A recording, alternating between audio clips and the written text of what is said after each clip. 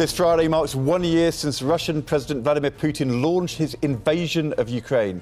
And Susanna is in the capital city of Kyiv, where she's been meeting remarkable women and children.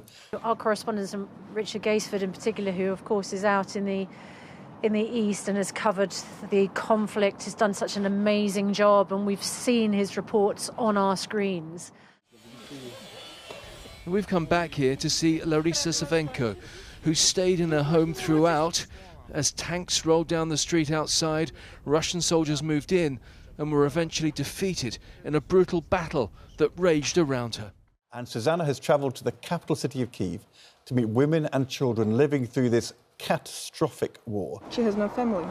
Why doesn't she have any family? Because her son and his wife died in this shelter. A choice made in a split second where to find safety that decided their fate. What did it feel like to be in that shelter that night? I was so scared. We heard a loud sound and everything got black and we didn't see nothing and no one, and then we realized that we got a bomb. It was this bomb which destroyed this one. Katia, if you had gone into that shelter, it might have been very different. We wanted to go to this shelter because this one was better, but we didn't have time. When I came out, this house was completely destroyed. Everyone was really scared and afraid. We go to a little lake, and we were hiding there because there were some helicopters in the sky, and they were shouting. They were firing? Yes. And shooting? At us.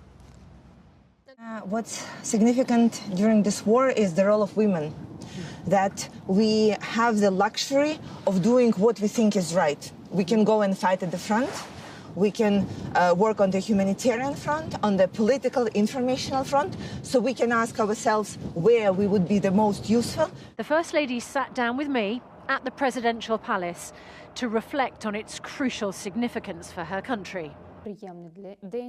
President Biden's visit was anticipated by Ukrainians, and this is a powerful sign of support, not only by the USA, but is a sign of the whole democratic world. How important is the US president's visit? The visit is essential, and in particular, it's even more important because of the anniversary of the war. We are all tense. This is a horrible anniversary. To come to this street yesterday and to find it full of life, builders buzzing away, it really fills you with joy, because new homes have been created here in the last year on the site of those that were hit by tank shells. Other homes have been refurbished. A lot of it has happened because of money that's been given by Britain and other countries. People are hugely thankful for that. And this place really is a shining symbol of hope as we hit that 1 year anniversary. Today marks an extraordinary day. It's the first anniversary of Russian troops invading Ukraine. We remember it well a year ago. Very well. We were here, and the moment it happened, it was an invasion that Russia thought would take just days to complete. But in the 12 months since the start of the war, thousands of civilians have been killed, with more than 13 million people fleeing abroad or being displaced within Ukraine. Good morning, Kate.